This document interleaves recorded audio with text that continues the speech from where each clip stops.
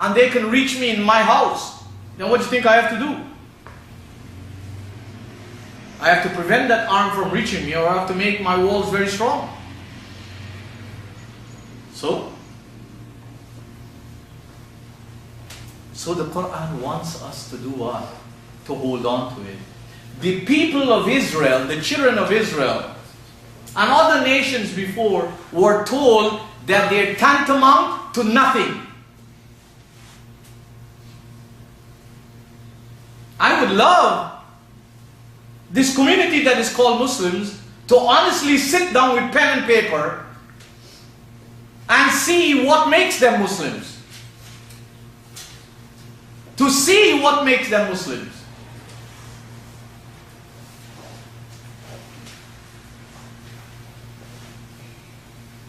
So this Qur'an wants us to do what?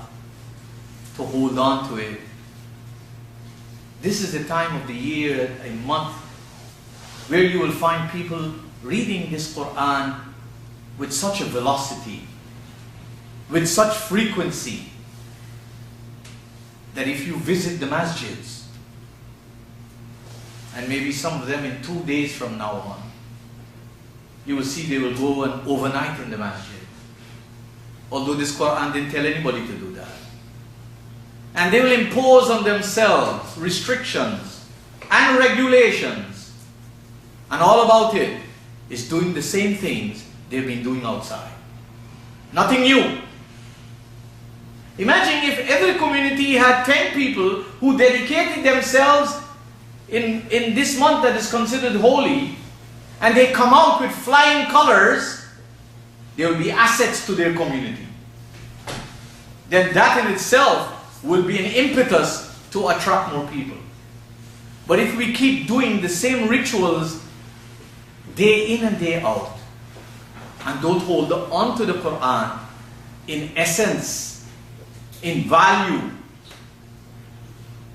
then what are we actually doing?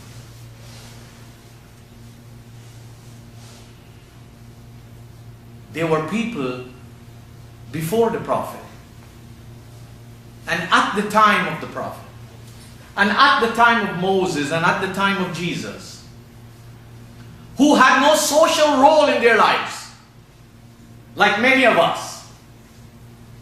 Our life is just to eat and drink and set our own agendas to do what we want to do. Our life has no real social content. We are not activists in society. Many of those who take the reins of society as politicians, it's not proven. It's not proven by their track records that they are actually activists in society, enhancers of society, reformers of society, builders of society, and benefactors of society. This is a political ploy we see all over the world. There are lots of leaders all over the world. But how many leaders indeed are a blessing to their people? How many leaders indeed help their people get out of the dirt that they're in? How many leaders indeed help their people rise out of the slavery that they're in? The Qur'an wants you and me to become proactive in society. This dead relationship that we have, this proxy relationship that we have, isn't it time we change it? Almost everything in the name of this thing called religion is already delegated to somebody. We grew up with this attitude. Our children are studying, going to school. We go to the imams, can you make a dua for our children so they pass their exams? We do this. This man opens a business, can you make a dua that his business is successful? This one is going in a new job, can you make a dua? This is what is happening. There's a proxy approach to what we need to do for ourselves. So the Qur'an is telling us there were societies before us who were so individualistic. Their life had no magnetic and dynamic content in stemming the tides of wrong and ignorance and darkness in society. And I told you before, for consideration, giving people a bread to eat and a fish to eat is a good thing. But the greatest poverty of people today in the world is the poverty of the mind. If people had a strong, developed mind, lofty, sublime mind, even the poor people would realize the strength they have, and they would change their FATE by their sublime FAITH. But when you weaken the minds of people, when people do not strive to upgrade their minds, it's difficult for such people to be part of change. And here is what the Qur'an says to us. The Qur'an says, لُعِنَ الَّذِينَ كَفَرُوا مِنْ بَنِي إِسْرَائِيلَ عَلَى لِسَانِ دَاوُدْ وَعِيسَى بْنِ مَرْيَمَ.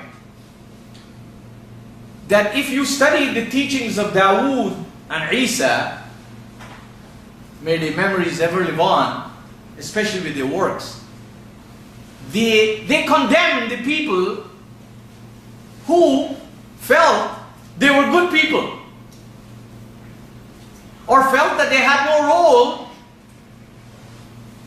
to build society, and to improve society, and to remove the darkness in society, and to improve the understanding and the perception in society. I can tell you, most of the wrong that is taking place today in society is because of the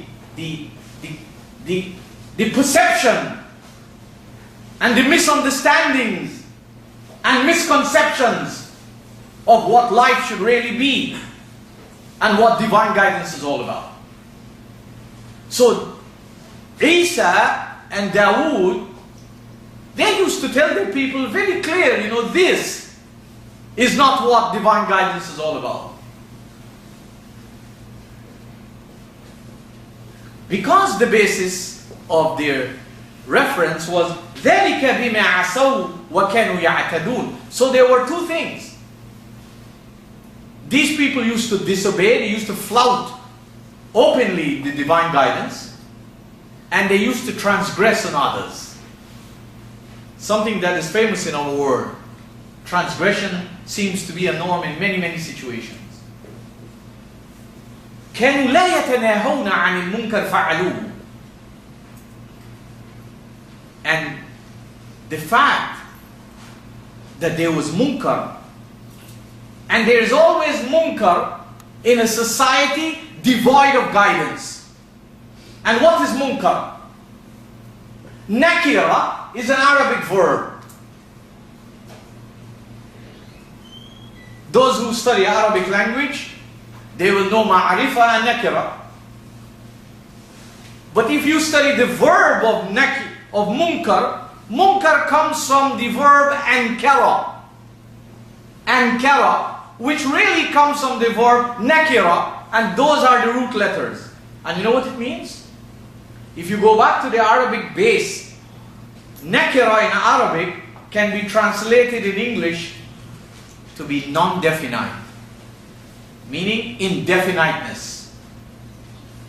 So when you and I see people in society and consider them as a good for nothing, they have no value. They have no value, they have no worth. They hardly have humanity. They hardly can be equal to us.